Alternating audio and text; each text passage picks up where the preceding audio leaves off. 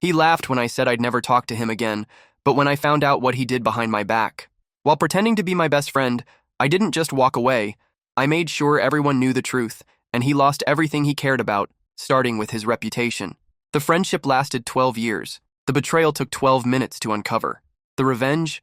That took 12 months to execute perfectly. My name is Alex Rivera, and this is the story of how my best friend tried to destroy my life, and how I made sure he lost everything that mattered to him in return. Marcus Webb and I met in college during freshman orientation.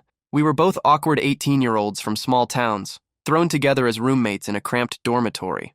While other kids were making friends at parties, Marcus and I bonded over late-night study sessions and our mutual inability to talk to girls without stammering. We were inseparable. Where you found one of us, you'd find the other. We made a pact during our sophomore year. Someday, when he started his tech company, I'd handle the business side while he focused on innovation. We shook hands on it over cheap beer and pizza, believing we were sealing our destiny. After graduation, we both landed jobs in San Francisco.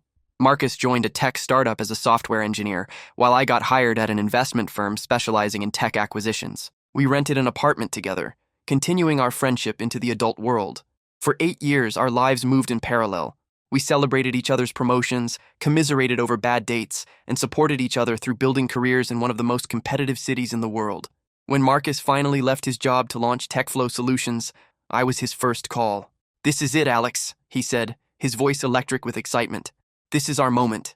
I've got the idea, the prototype, even some preliminary interest from investors." I didn't hesitate. I'd been promoted to senior analyst at my firm, but Marcus was my brother, and this was our dream. I gave notice, cashed out my retirement savings, and became TechFlow's Director of Business Development. The early days were exhilarating. We worked 18-hour days from Marcus's garage, surviving on energy drinks and pure ambition. The product, a workflow optimization platform for small businesses, was genuinely innovative.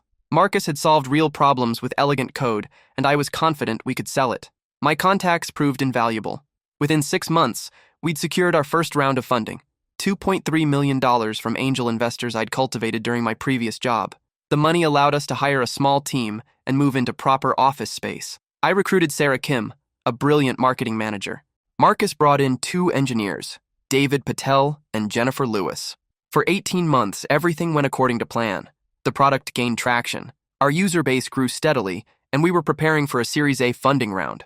I was in discussions with 3 major VC firms, and the early feedback was overwhelmingly positive. That's when everything started to fall apart. The first sign of trouble came during a routine board meeting in March. Marcus had been acting strangely, distracted during strategy sessions, evasive about technical questions, oddly defensive when investors asked about development timelines. "Alex," said Patricia Chen, our lead investor, after Marcus had fumbled through a particularly unconvincing product update. "Could we speak privately?" When the others had left, Patricia's expression was grave. "How much do you actually know about the core technology behind your platform?" The question caught me off guard. "I know the high-level architecture, the user experience, the competitive advantages. Marcus handles the technical implementation." That's what I was afraid of. She pulled out her laptop and opened a browser. "Take a look at this."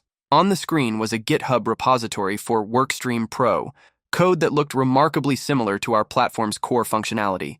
The commits showed development beginning 14 months ago, well before Marcus claimed to have written our proprietary algorithms. "Patricia, I don't understand. What is this?" "It's an open source project that predates your platform by 8 months. The code structure, the database schema, even the user interface elements, they're nearly identical to what Marcus demonstrated in your pitch deck." My stomach dropped. "Are you saying Marcus stole this code?" "I'm saying your supposedly proprietary technology appears to be based on freely available open source software. That's not necessarily illegal, but it's certainly not what we invested in." I stared at the screen, comparing the open source code to what I knew about our platform. The similarities were undeniable. More than similarities. It was essentially the same product with a different name. That evening, I confronted Marcus in our apartment. "We need to talk," I said, pulling up the GitHub repository. "Tell me about WorkStream Pro." Marcus went pale when he saw the code. For a moment, he looked like he might deny it. Then his shoulders sagged. "Alex, I can explain. I'm listening. When I started developing our platform, I was struggling with some of the core algorithms. I found this open source project that solved similar problems. I used it as a foundation and built our additional features on top of it. Marcus, you told our investors we had proprietary technology. You let me pitch exclusive competitive advantages that don't exist. I know, but look at what we've built on top of the basic framework. The AI-powered optimization features, the integration APIs, those are all original. We just used WorkStream Pro as a starting point. That's not how you presented it to investors. That's not how you presented it to me. We argued for hours, but Marcus refused to see the problem. In his mind, using open-source code was just smart development practice. The fact that he'd concealed it from investors was a minor oversight. The next morning, I called Patricia and requested an emergency board meeting. Marcus begged me not to say anything, but I wasn't going to compound his lies with more deception. The board meeting was brutal. When I explained the situation, the room went silent. Our investors weren't just disappointed, they were furious. The meeting ended with our funding frozen pending investigation. Marcus and I were suspended from operations while lawyers determined how to proceed. That's when Marcus showed his true colors. Instead of taking responsibility, he went on the offensive. Over the next week, he systematically began blaming me for the company's problems. First, he sent emails to our team claiming I'd been reckless in communications with investors and had oversold our technical capabilities. He suggested my business development approach had created unrealistic expectations. Then he reached out directly to our investors, painting himself as the victim of my poor judgment. He claimed I'd pressured him to exaggerate our technical advantages. The final betrayal came when I discovered he'd been having secret meetings with our employees, trying to convince them to leave TechFlow and join him in a new venture. When I confronted him about the meetings, Marcus finally revealed what he really thought about our friendship. "Alex, you need to face reality," he said, his voice cold. "This company is finished. I'm trying to salvage something from the wreckage. By stealing our employees and starting a competing company? By being practical. You're so worried about being ethical that you can't see the bigger picture. Sometimes you have to look out for yourself. What about loyalty? What about our friendship?" Marcus laughed. Actually laughed at my question. "Our friendship?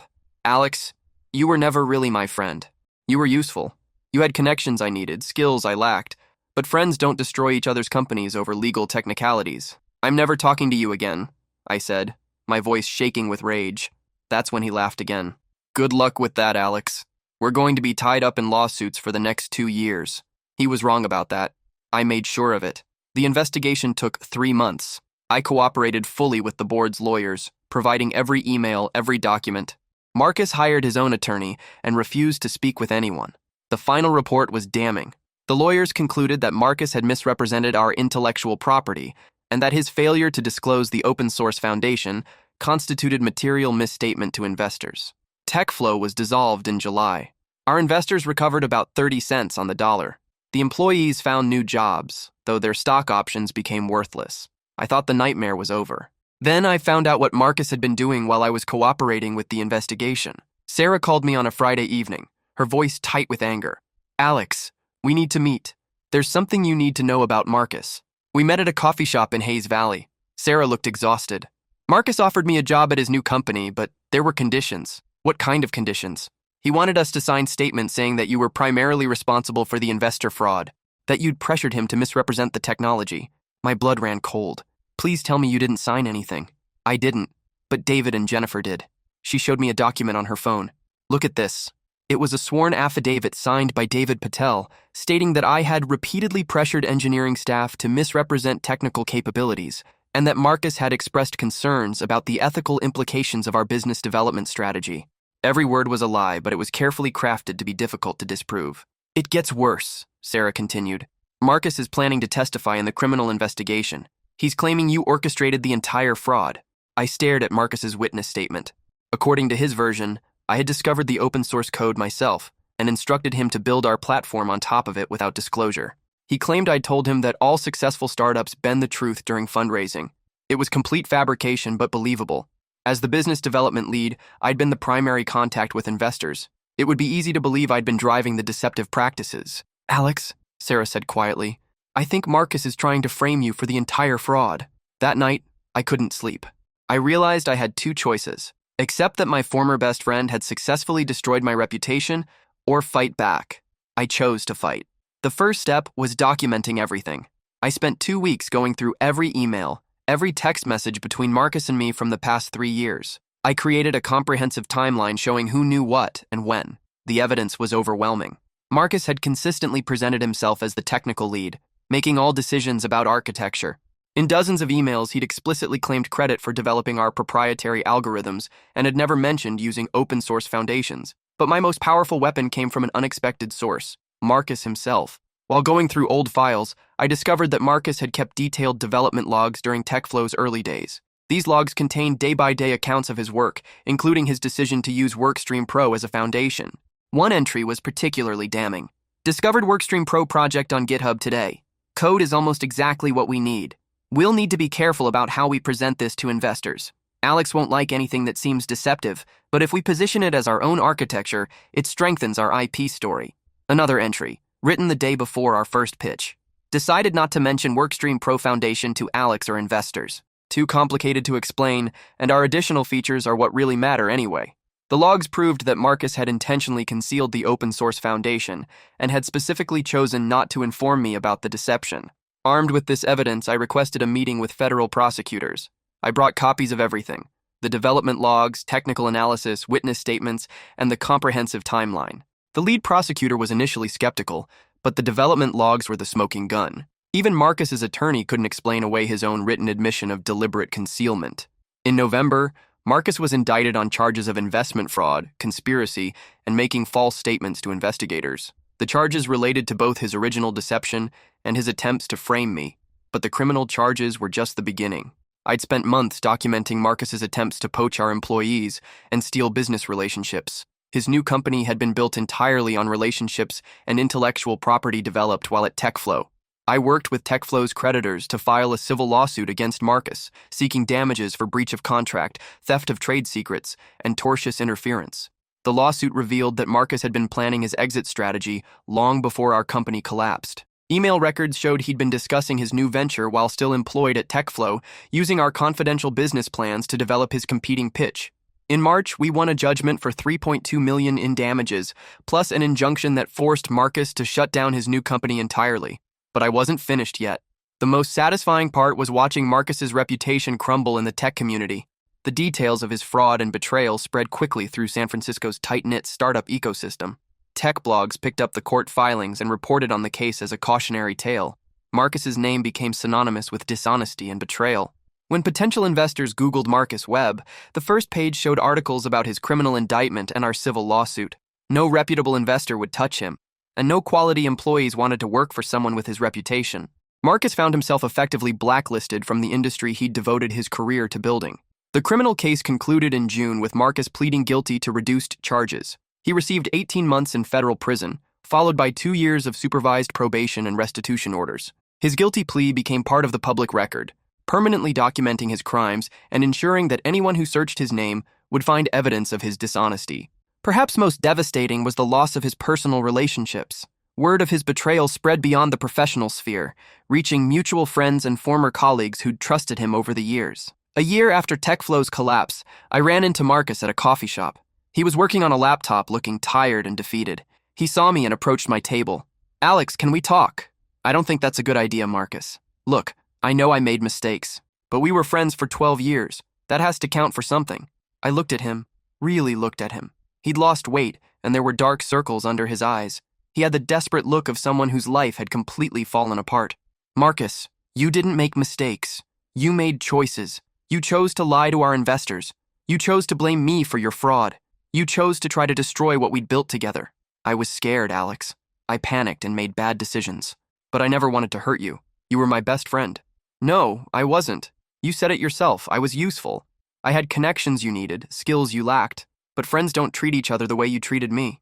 He tried to say something else, but I walked away. As I reached the door, I heard him call my name one last time. I didn't turn around. 3 years later, I've rebuilt my career and my life. I work for a venture capital firm now, helping evaluate early-stage startups. My experience with Marcus made me particularly skilled at identifying red flags in founder dynamics and technical representations. Sometimes I wonder if I went too far in my revenge against Marcus. Then I remember that he didn't just betray me, he betrayed everyone who trusted him. The consequences he faced weren't disproportionate punishment. They were the natural result of years of accumulated dishonesty finally catching up with him. Marcus taught me an important lesson about friendship and trust.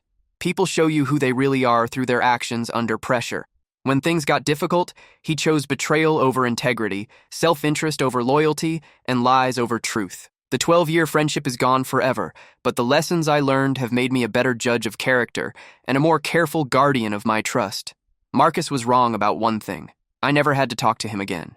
I made sure of that by ensuring the truth spoke louder than his lies ever could. He laughed when I said I'd never talk to him again. He's not laughing anymore.